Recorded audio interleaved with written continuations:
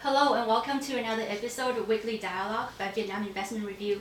Today we're going to talk about digital transformation and digital talent in the banking industry of Vietnam.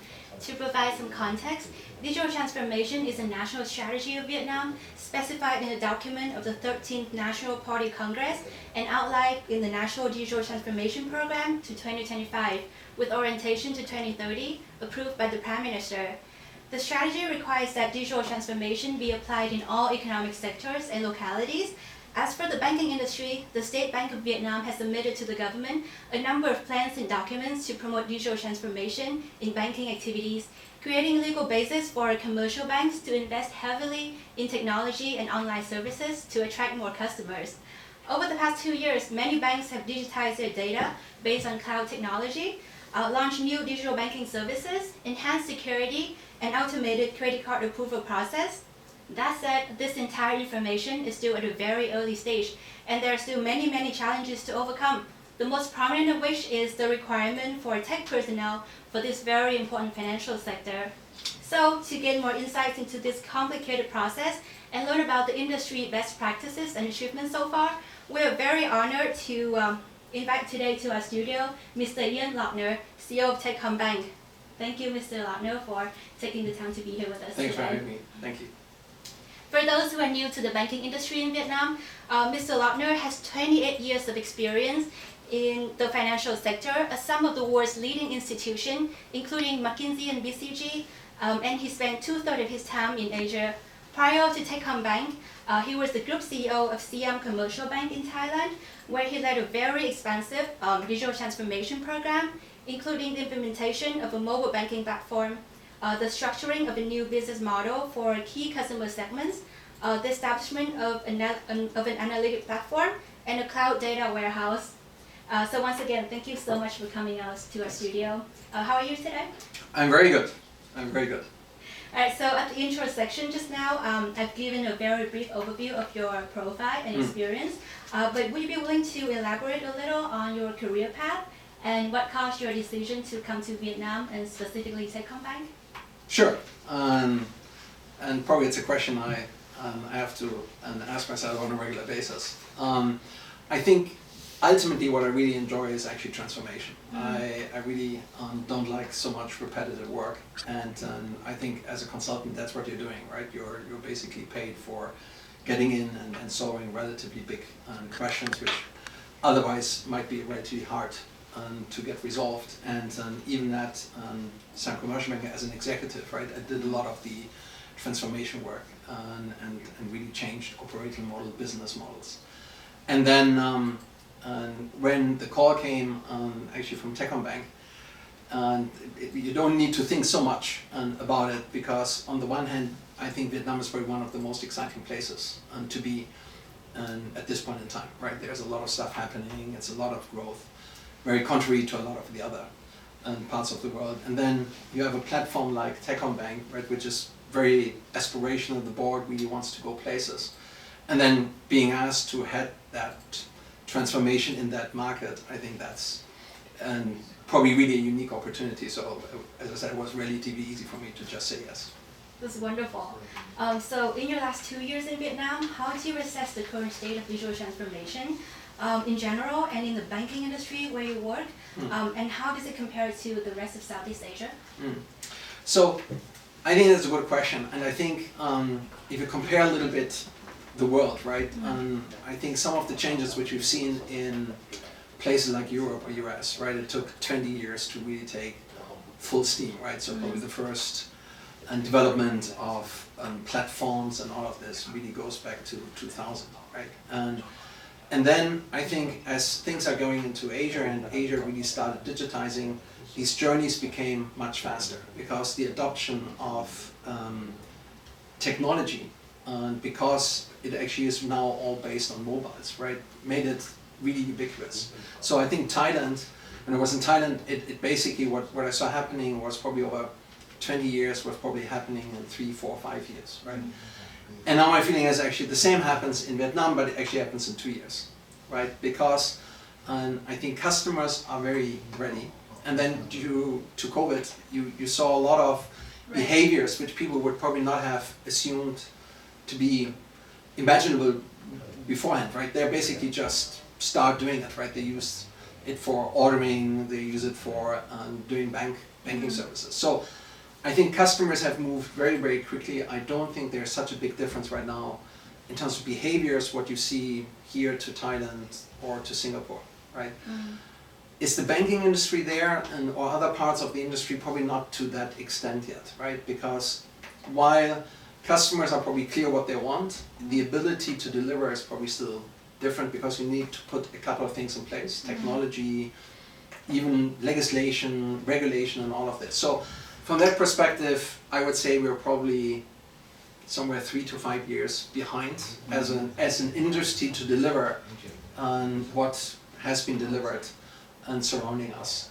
But again, from a readiness on the customer perspective, I think we are probably pretty close. So that creates a lot of tension also for the banking industry to really start stepping up and delivering what the customer wants. So since you mentioned the banking industry capability to meet customer demands in terms of digital needs, there are several models, approaches for digital transformation in the banking industry, but not all of them are efficient, right? And if they're not efficient, then they'll be eliminated.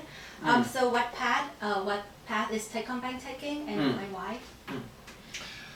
So again, I think we probably had to take a couple of decisions on the way, right? So one big call usually banks are making is, are we transforming the whole bank or are we putting some of our digital activities into a different entity? And so we're running a digital bank outside, right? And the main bank develops a little bit its own speed, right? So the logic would be that outside, it's a new culture, it's a new environment, you can set up the technology in a different way, so it's just faster. But the problem is that the big ship might actually start getting disconnected from what let's say the small speedboats are actually doing. And we decided actually we would go for the transformation of the big bank. So we would not do these small things and try in different other areas. And I think the reason is we're probably not big enough to afford some of these ventures because, as you said, a lot of them are not making money, right? And a lot of them are folded in the course of time. So we basically said, okay, we still probably are small enough, we still are nimble enough, we don't need that additional complexity. So let's start going with the big bank. So one big transformation office created for shifting the whole bank towards a new paradigm. I think the second axis you can say, is it something which is more technology driven or more business driven, right? So some of the early transformation where the chief technology officer was saying, okay, let's do some new platforms, I create this, I create that, and they're just putting it in. And then over time people figured out what to do with it, right? And I think if you're doing it very business driven, you're really saying, so what are the customer problems, what do I try to solve? And then you build it backwards from there and saying, so what platforms do I need, what do I need to change? So I think we started very much really business driven. So we're really putting a lot of these things in place, but we really ask ultimately, what does the customer really want? So it's a very business driven exercise where all the initiatives will actually be led by the business units. We are not separating it out, but we are really saying that if you want to change the way how you interact with your customers, please do that. But then you're also in charge of developing these capabilities. So as I said, business driven, very much taking the entire bank with you. The challenge is, it's a question of speed, of course, right? And the other question is then, are people getting overstretched? Because you're saying, oh, I need to transform my business, while I also need to run my business. And therefore, the challenge of that one is that a lot of this might actually fail because it's too complex as an approach. But as I said, I think we are still relatively small, and I think as a team, we are relatively cohesive, and as a management team. So we thought we were actually able to take that risk, and so far it seems to be working actually quite okay. Right. So step back into the bigger picture. What criteria do you base your decision on in terms of what approach to take? You mentioned the company size and then whether you're a business or technology centric. So for techcombank, can you elaborate a little on the bank's digital transformation journey? And also, since you mentioned there will be like a shift, right, in terms of the department, so you need like a new technology department. How do you imagine the bank's organizational structure to be changed once the journey is accomplished? So, a lot of questions. Okay, let me try to go one by one, right? So the first one is, how did we decide it? I think was really a question of, we have set a certain budget, right? And saying, so over the next 5 years, we want to invest around $500 million in technology, right? What can this do? Can you do these kind of additional events? Can you do some of these experiments, or actually do you need to be pretty focused, right? And I think ultimately, while it sounds like a big number, in comparison, that's actually relatively small, right? Because what we are doing on overall technology, let's say 500 million, if you take a bank like DBS, right, they would probably invest this per annum. And so therefore, we don't have the luxury. So for us, it was very much like, what can we afford? What do we do? And again, the complexity and the returns, the business case was just much more compelling. So we really was a very much business-driven decision. In terms of how we organized already, probably we have much more management team members than a lot of the other banks. And that's not in order to make our life complex, but we thought that's what we need to reflect in the organization structure. So we have, in terms of transformation, a transformation unit, a data unit, a digital office, and technology. And they're all working on different parts of the organization, but they're all at the level of top management. So, because sometimes if you have a structure where all these at the lower levels, the businesses might just overrule all the changes which you want to implement, right? And therefore, they're at the same level, so we have to have a lot of relatively strong debates of what we should do, but they're all at the same hierarchical level. And therefore, again, I think we're able to challenge this question on, is it technology, is it business? Because it always comes together in the debate and in the discussion. And it also allows us to find great talent, right? So we have really one of the best data people you can probably find in this part of the world. We have one digital person who actually was in charge of all the digital transformation at one of the largest banks in Singapore.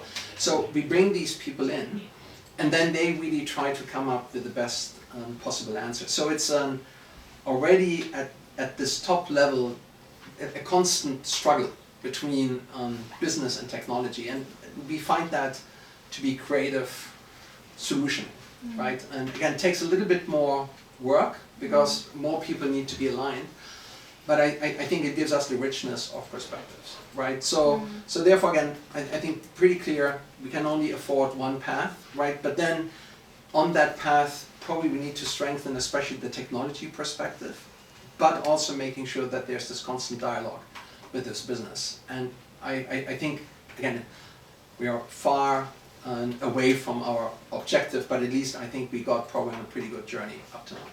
Sure.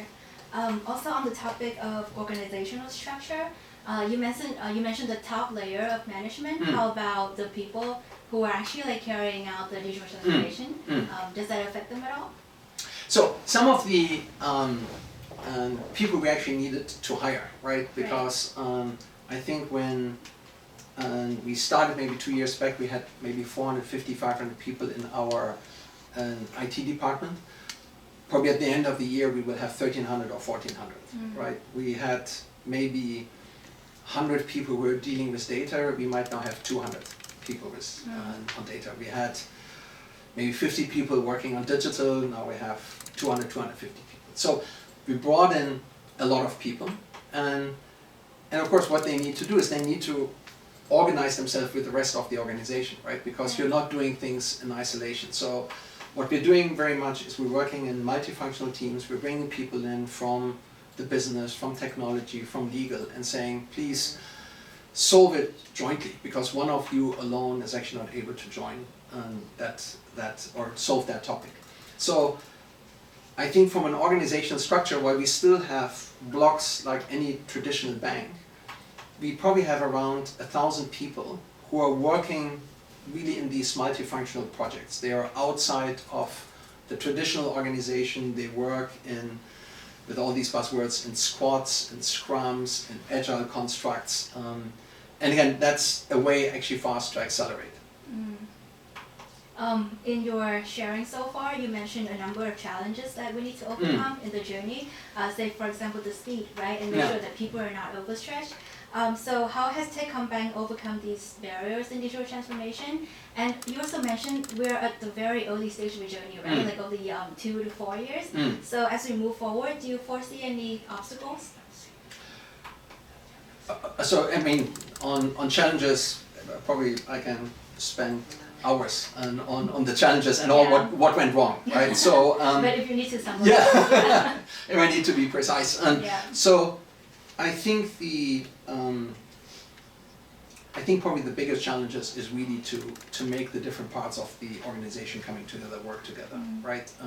Because sometimes really the objectives of one part of the bank is a little bit different from the other part, right? So I think making sure that at the same point we transform while we still perform, that's probably one big part, right?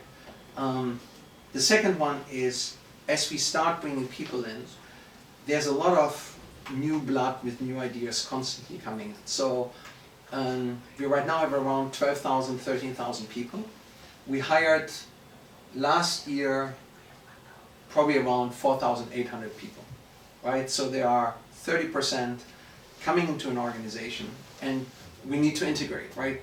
We need to understand if we're doing something, how is it done and all of that. So this cultural formation, this ongoing formation of trying to find ways that people work together, I think is actually really a big challenge, right? And not just the finding the right capabilities, but the pure amalgamation of these into one cohesive so unit. was also a cultural fit. That's right, and what is the culture, right? If you have 30% coming in on a constant basis, the culture also evolves, right? So you have some anchor points, but they all will bring their own perspectives on all of this. So I think that's probably the second big point. The third one is there's this constant trade-off, should you go slow or fast? Slow has, of course, the advantage of you're not making so much mistakes, right? But maybe the market, maybe competitors are outperforming you. If you go fast, then yes, you might be to market, but we might also be missing things, right? And so I think probably in the past we tried to be very, very fast, and maybe we were not able to run as fast, right? So therefore we made a couple of mistakes. Nothing what cannot be recouped, but it takes time, and it takes effort, and it takes money, right? So I think managing that trade-off between rather being a little bit ahead, making failures, recognizing the failures, learn from these, and then get back up and start moving on. I think that's very hard to establish as a DNA, but to be fair, the whole bank has nothing to do with me or the management team. The whole bank for the last 30 years has been established on that DNA. So I think for us it's very easy to do these kind of things. Change is very much ingrained in our DNA, which I think is very different to some of the other banks around us who have 60 years, 100 years of history. I think it's much harder for them to change. So again, most of the challenges is probably around managing the right trade-off between when to go fast, when to go slow, and finding the right people and really get them to work together. And I think, as I said, we had our experiences. Sometimes we were too technology driven, sometimes we were too business driven. So I think it's still trying to get these balances right is probably the key area. Yeah, I feel like that's the most difficult part of this journey, is that there's no specific formula, right? Like there's not one right way to go. So in your 2 years of experience, and maybe like a lot of years before that, when it comes to a decision to make, say for example, do we go fast or slow, right? Or how many people do we hire? Do you have this one thing where you base your decision on? say for example like a personal or a professional kind of like anchor? So basically the default is rather faster than slower. I mean, it's more, to a certain extent, I think you can only try to analyze things up to a certain point in time, right? And at one point in time, you need to be aware that you need to make a decision under uncertainty, right? And that's actually what managers are paid for. If everything is clear, you can actually program the decision. You can have a robot, right? So my job description to a certain extent is create clarity, and then saying, okay, now let's start moving this or the other way. I think the other one is pretty much 80-20, right? You get 80% of the result in 20% of the time, right? So therefore, artificial precision and all of that is actually not required. So therefore, that's what I'm saying. I think you're rather basically willing to take the punch, really start rather with a smaller investment and try to experiment. When it comes to the big decisions, I mean, so big decisions, $50 million, $100 million or something like that. Right? I mean, that's when you probably want to be a little bit more precise, right? But I think when it comes to rather smaller pieces, I think my decision philosophy would just be, it's 80-20. If you're really not sure, don't commit too much. Basically go just in step, try to learn a little bit more. But there's only one scarce commodity in the world, and that is time. Because time, it's impossible to refill time. Everything else is, you can make up for it. Time, you can't. It's very limited. Thank you very much for the insightful advice. So moving on to the second part of today's discussion is in terms of recruitment and talent, right? Last July, techcombank organized an international talent recruitment campaign in Singapore and London. Can you share with us a little bit about the result of this program? Sure. Maybe let's start. Why did we do it in the first place, right? Yes. So the logic was that, and it comes back to what we discussed beforehand. In the end, it's about time, right? You want to be to market relatively quick, and Vietnam has a lot of very, very good talent, but some of the experience they have just not been able to make because nobody has done it so far, right? And in other markets, you can just go and saying, okay, let me hire a guy, I make it up from Recruitment or any other bank or any other company, and just basically saying, please come and help me. But if we are doing a lot of things which have not been done beforehand, then the only way to find these experiences is probably overseas. So what we're trying to find is people who have experiences, who have done and seen more, so that when we going through all the challenges we just described, should we go fast, should we go slow, we're basically saying, I've been there. So what I've seen is that doesn't make sense, right? So we just hire these people to get better information and help us to lead the rest of the organization on a more productive way. So that was the intent. And so that's when we said, where do we find these people? So we basically choose in Singapore, we choose the UK, and we probably go to the US at the end of the year, and there are a couple of other countries we're looking at. On average, we had around 60 to 70 people attending the events in each country, and these were people kind of mid-career people, right? So let's say 10, 15 years and in the job, and across all different fields. And basically we extended out of this full group right now maybe 40 offers, and we hope that around 30 to 40 people will basically join us over the next couple of months.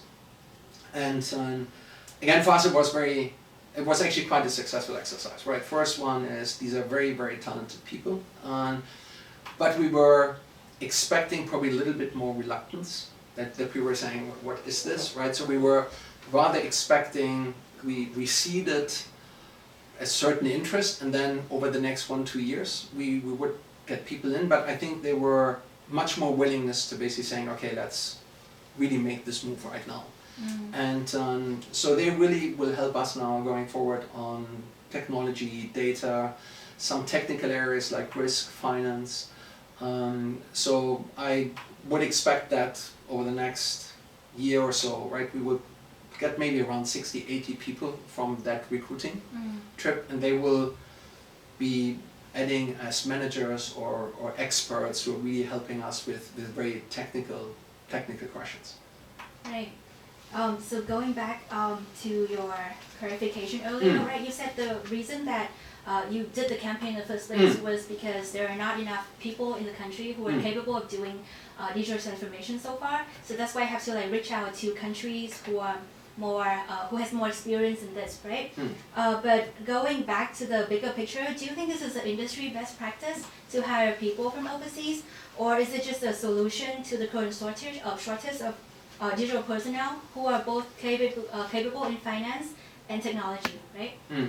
Yeah. So let me correct. I think again, if you're saying is are people capable of digital transformation or not? I think we who have has experience. Yeah. You see, because I think there are a lot of people who have a lot of experience in digital transformation, right? But the experiences you would get, right? There's nothing what you can do in order to replace that experience, right? There are only two ways what you could do. Either you hire consultants coming in and basically saying, I give you the experience, right? Or you allow people to make the mistakes and basically create the experiences over time, right? Second one is, if you have all the time in the world, that might actually be a better way, but we don't. Getting people in who are basically helping as a consultant and all of that, we saw during COVID, you try to rely on them, but they cannot fly, they cannot come, they cannot do this, and I think transformation is pretty much contact sport, right? So you need to have, while you can do certain things virtually, a lot of this is actually still there. So hence, I think this is one option to really go a third way, right? And saying, take these people in, bring them in-house, because I think ultimately we need that capability in-house. We cannot always outsource. And then just accelerate that learning experience, right? So therefore, I think it is part or a complementary part of our strategy. Would I do the same thing if I would be in Australia or something like that, right? Probably not. But if I would be in Australia and I'm the first one to try to do something which nobody else has done yet in Australia, I probably would need to do exactly the same. Right. Because what else do I want to do? So from that perspective, I think we will continue to do that. And again, the whole idea is to accelerate the learning experience from the people who are here. Because it's probably one of the most effective way to really get them trained in these experiences which otherwise they wouldn't have. So continue on that point. So in addition to overseas recruitment, how does techcombank continuously attract domestic talent and conduct internal training? So very good question, because if ultimately, so if you're saying we have 13,000 people, probably 150 have this overseas experience. So vast majority are still the other guys. Right. So first one is how do we attract, right? I think we still try to describe what we are doing in a way that is exciting for people to join. A lot of talent is basically also not trying to do the same thing again and again, right? They're looking for transformation, they're looking for purpose, they're trying to identify something bigger than just themselves, right? And that's when we said change banking, change lives as a part of our vision. I think if you're a developer and you want to do things at scale, you can either join a startup or you can join a bank like techcombank, right? But if our app goes to the market, it affects 5 million people, or going forward 10 million people. If you're a startup, that's some of their challenges. It takes a lot of time. So I think attraction is about, of course, remuneration and all of that, but I think it's about culture, it's about the story, it's about what you can achieve if you join us. Once you're there, then we know we still need to train. So we have invested a lot in online training platforms.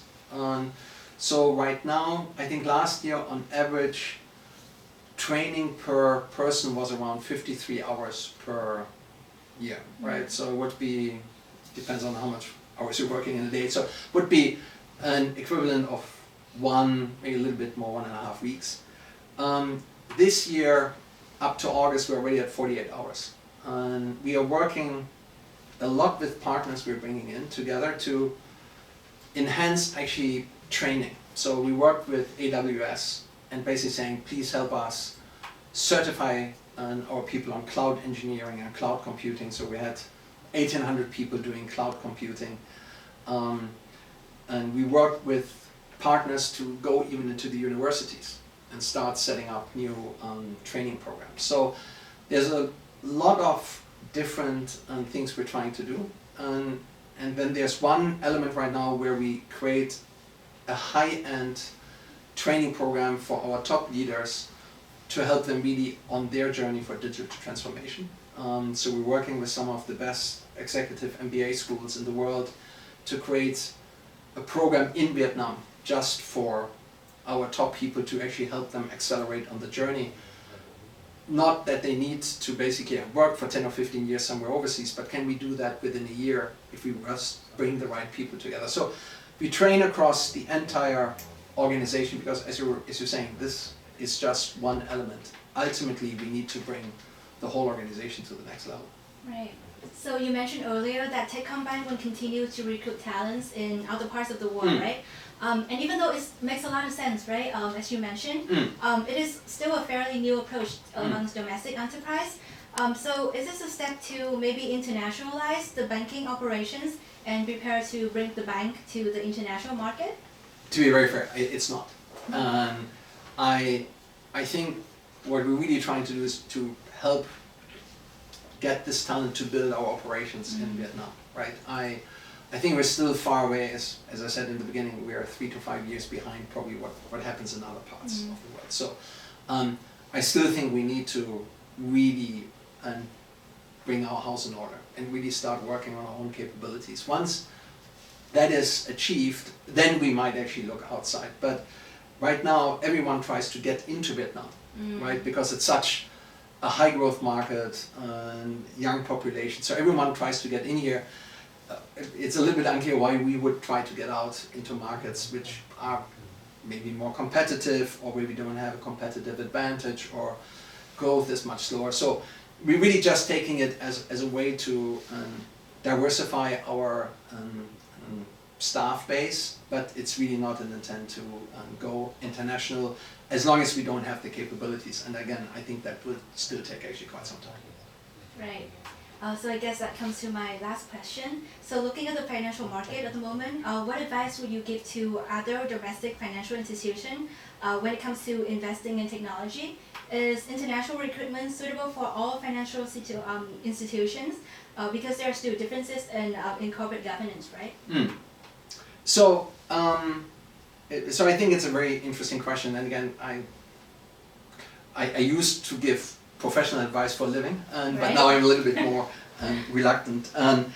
I think ultimately, if you want to bring these people in, I think, as you said, a lot of other elements need to change, right? You think about compensation, you need to think about fairness to local employees, because sometimes they're just on a very different compensation package. You need to make sure that you can assimilate these into the new culture, right? Because they have been outside for a bit. But probably the most important thing is, and that's what people looked at when we went overseas, right? They're saying is, do I get the same kind of international work experience I would be getting at a Citibank or as a Stanchart or something like that, right? That they don't know what it means to work in a local bank, right? And I think that's where we needed to do a lot of explanation to basically saying, how are we working? What are our models? What are the technologies we're working with? What the working styles, the culture, the operating models? And probably these looking much closer to what you would find in an international bank. And I think that gave them the comfort to basically saying, okay, fine, I was not aware that this exists. So I'm happy to take the plunge and come over. If other banks are doing exactly the same and having this openness, why would they not, right? If they are on the same journey and all of this. But again, I think it takes probably you need to think it all the way through once you get these people in, right, and how they work with the rest of the game, right? Sometimes like a soccer analogy, right? If you really put a Premier League player into a new environment, right, will the guy still shine? Or what is the rest of the organization doing, the rest of the team doing? And that I think you need to really figure out. I think a lot of them were getting comfortable to join because they had seen other people beforehand. If you're the first 3 or 4 guys, I'm pretty sure people would not have taken the plunge. But given the fact that already we're working 50, 60 expats, we're relatively able to communicate across the organization in English and all of that, I think makes it much, much easier. So, long answer, but probably short summary. I think if there's a lot of benefit, if you have thought it all the way through, by all means, but I think it's really probably every single company's decision. Right. I know that I already said that that was my last question, but I'm Yeah. just a little curious. So for techcombank, can you give an example of how you're integrating your new international hires into the company, and how do you address, like organizational culture in terms of, digital transformation in general, and international hire in digital transformation in particular? So, a lot of the people we're hiring are within these transformation projects, right? So these 1,000 people, as I said, they're working very much in agile environments, and they're working with young, talented people who are probably coming a little bit from a different background. Language is much, much easier because the English skills and the capabilities are actually very different. And then they are forming teams really to create the right kind of culture. So we're working a lot on fostering our 5 core cultures across the organization. So there are events, there are competitions, we give a lot of money for outings, for kind of parties, and so just people to bond, not just being there and work, right? But actually also come together as a person. Then also when we do even hiring, we do tests in understanding how well they would probably adopt to a different environment, right? So we're not just interviewing and saying, oh, I feel this is a great guy. We really ask consultants to come in and basically do an assessment, holistic assessment. And we also turn down people where we believe they are not fitting into that environment, right? So we have therefore the raw material, which probably is already a little bit more open to these new environments. Some of the experiences, somebody who has never worked in Asia and has not somewhere kind of familiarity with Asia probably would not hire. The rejection usually doesn't work. So we check on that level, but then if we're putting them in, there's really a job of bringing them together, and the managers know that they need to form these teams. But then, as I said, if you have 4,800 people joining in a year, a lot of them are new, right? So you're not having that reaction, oh, I've been here for 50 years, right? Now, a lot of them are, oh, I'm here 3 months or you're 6 months, or so 3 years is already a long time. And bringing that together, there's an openness to that assimilation, and then again, we have some structured programs to make that work. Okay, so thank you so much, Mr. Lautner, for coming on to our show today and for the very meaningful discussion so far. It was very inspiring to learn about your experience and how your global experience have shaped the digital transformation for techcombank in particular, and for the country in general. We wish you a lot of health and luck and continue to lead techcombank to success. Thank you very much. Thanks for having me. Really appreciate it. Thank you. And that also wraps up this edition of Weekly Dialogue. Over the past hour, we have gone over the different opportunities and challenges in digital transformation in the banking industry in Vietnam, and discussed ways to attract and retain talents for the industry. Even though the picture was nowhere near complete, we hope that the information discussed was somewhat useful for our viewers, and somehow sparks new digital transformation ideas and initiatives moving forward. Once again, thank you very much for watching, and we look forward to seeing you again in the next episode of Weekly Dialogue. Thank you and goodbye.